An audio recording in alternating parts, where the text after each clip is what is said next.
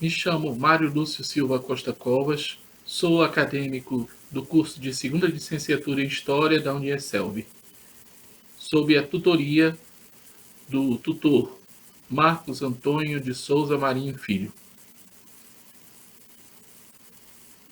E estarei aqui agora para conversar e socializar a minha experiência no estágio curricular supervisionado. Bom, minha área de concentração foi as dinâmicas de ensino de história, e o tema abordado foi a importância da aprendizagem da história para a educação básica no contexto pós-pandemia Covid-19. Com essa pesquisa, pretendi, apesar da carência de fontes e das dificuldades de obtenção de informações, contribuir no sentido de possibilitar a compreensão da aprendizagem da história para a educação básica no contexto pós-pandemia Covid-19. Nessa perspectiva das dinâmicas de ensino, foi observada a contextualização do estudo da disciplina de História durante e pós-pandemia Covid-19. Os objetivos da pesquisa foram analisar a eficácia e contribuição das dinâmicas do ensino de História na escola no momento pós-pandemia Covid-19, identificar as formas de participação e envolvimento dos discentes nas atividades de História, descrever os resultados positivos e negativos da experiência do ensino remoto e presencial no momento pós-pandemia Covid-19 nas unidades escolares selecionadas. Propor, de acordo com os resultados da experiência analisada, no caso concreto, possíveis soluções para o êxito das dinâmicas de ensino de história nas unidades de ensino atendidas. E consultar os dispositivos legais que orientam a disciplina de história nas unidades escolares aqui no estado do Amazonas. Minha fundamentação teórica foi baseada em um pensar prático para o estágio na licenciatura de História em escola pública, o que é um grande desafio à compreensão do pensamento da tendência tradicional, esta adotada por grande número de escolas. Durante o estágio curricular, busquei alinhar-me à área de concentração das dinâmicas do ensino de História. Essas dinâmicas não enfocam apenas no mero ato de decorar, mas na tarefa de oportunizar a aprendizagem real do aluno por meio de aulas expositivas e demonstrações, ainda que nesse contexto se imponham grandes dificuldades tanto de natureza material como de motivação por parte dos discentes no esforço em compreender os conteúdos programáticos. Nesse sentido, a concepção da tendência pedagógica tradicional, o professor é orientado a valorizar o conteúdo privilegiando a exposição oral sobre outro método de ensino.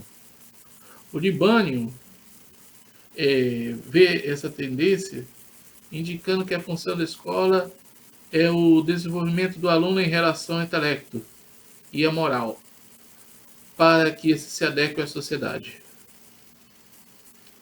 A escola tem responsabilidade com a cultura e não com os problemas sociais, já que estes devem ser encargo da sociedade extraescolar. O caminho cultural em relação ao autoconhecimento para os mesmos alunos é o crescimento intelectual, que depende do esforço de cada um. Bom, este é o pensamento, né? Independentemente das críticas dos pensadores progressistas ao modelo adotado pela tendência tradicional liberal, essa vem sendo cada vez mais adotada pelas escolas em atendimento aos pais na obtenção de resultados, com crianças enfocadas nos estudos e na disciplina como pressuposto de uma formação para o futuro intelectual e moral dos alunos. O Freire critica Paulo Freire critica essa prática, né? Ele diz que é essencial ensinar de tal forma que os estudantes vejam a aprendizagem como uma parte sensível, natural e agradável de seu estudo.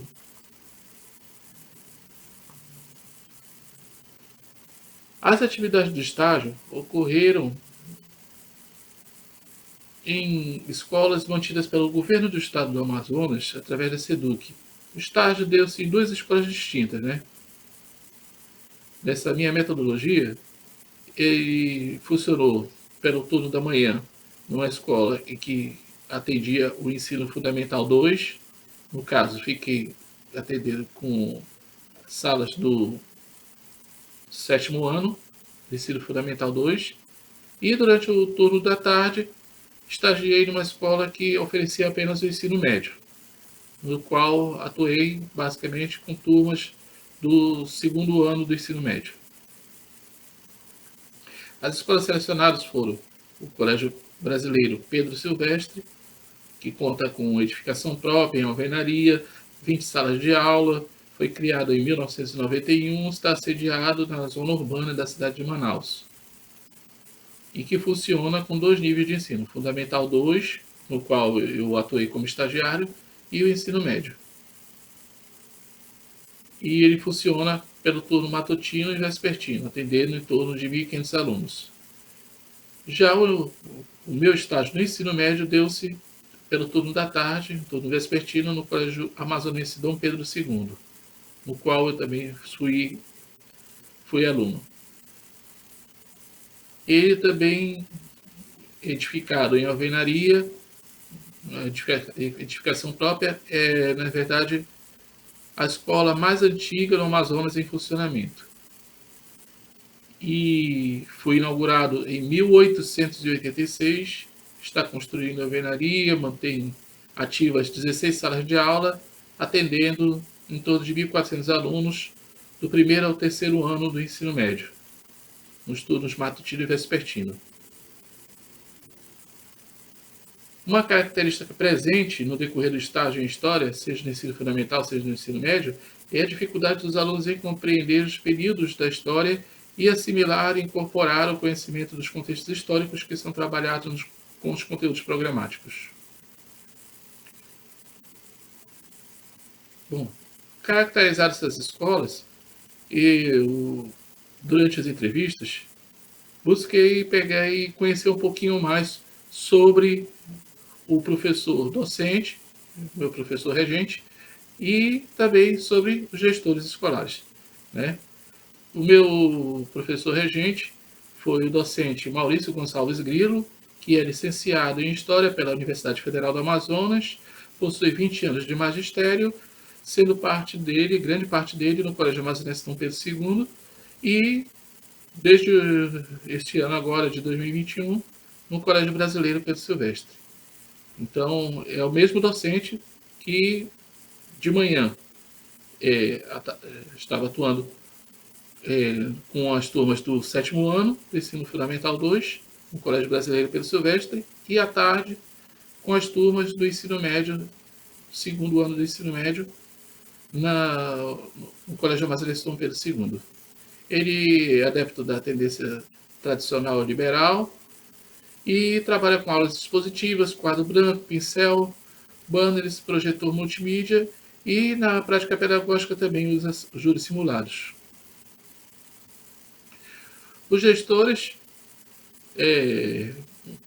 o gestor do Colégio Brasileiro Pedro Silvestre, Anselmo de Oliveira Palheta Neto, é licenciado em Educação Física pela Universidade Federal do Amazonas e também pegou e relatou que a sua principal dificuldade é resgatar a participação dos alunos no processo educacional. Já o gestor do Colégio Amazonense Dom Pedro II, Marcos Fabrício Leal Ramos, colocou que o principal desafio na questão do ensino médio é garantir que todos os alunos possam regressar dos estudos presenciais e lhes elevar as condições para o acesso à vida universitária. Da minha vivência no estágio, destaco aqui as observações feitas. Nota-se a similaridade de comportamentos entre a parte expressiva dos alunos do ensino fundamental e do ensino médio no tocante ao comprometimento com as tarefas e atividades escolares do componente curricular de História, ministradas pelo professor regente do estágio. A necessidade de maior comprometimento é nítida e deve ser um potencial a partir da autonomia da vontade do aluno em buscar aprender.